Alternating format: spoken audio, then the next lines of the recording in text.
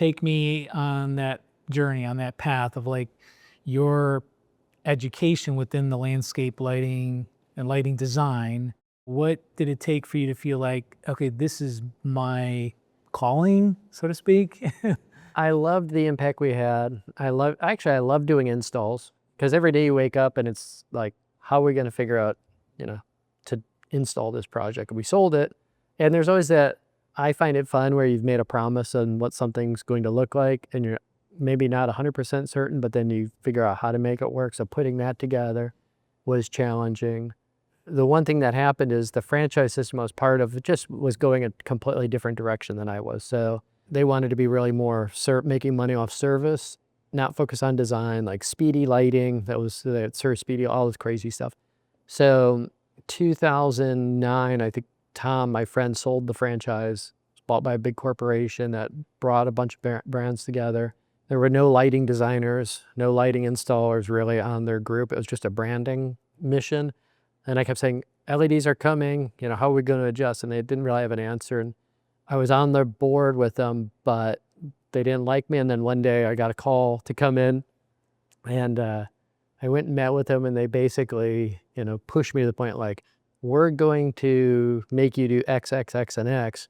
Or if you don't, we're going to ban you from lighting. So you can't even work at a Home Depot. You can't work in Canada, Saudi Arabia, You had a Ireland. non-compete or some sort of like that? Yeah. Hardcore non-compete. Yeah. So it's 2011. There's always, I tell my people all the time, like the Cortez, gets in a new world and then burns the ship. So I'm like, it was my moment of like, if I'm going to be in lighting, I need to make drastic changes. Because like on my business side, we went up from 0 to 300,000 real quick. And then we went up to 600,000. And I'm like, all right, we're rolling. And then it's like, we're 3 years into it. I'm already doing over $500,000. Like I've made it. We're going to be hitting 1 million soon. Then we're going to go to 2 million.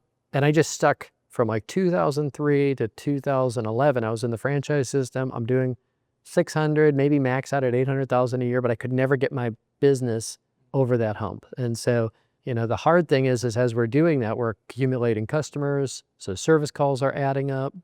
Products were an issue. So it became very challenging. And now I'm being pushed into like comply with us 100% or you're out of the industry. Yeah. So what did you do? I had my best month ever. It was my last month, finish off #1 in the entire franchise and just wrote a letter saying, thank you for your time. I fulfilled my contract. I'm out. Yeah. Okay. They were all ready. They like instantly, there's a letter going out to the franchise. Like they're going to destroy me, go after my home, basically said, I'm going to make you homeless. I'm going to destroy you financially, make an example out of Pat Harder's. And they did everything they could. They put, I was told $400,000 to $500,000 in my lawsuit on my non-compete. So it was like 3 years of like not sleeping, lawsuits are terrible. So 3 years of, that was 2011 through 2013, 2.5 years of like, couldn't sleep, working like crazy, trying to restart my business again. And then it was that time that we had really started Sterling Lighting. Yeah. Finally won the lawsuit, was free after that point.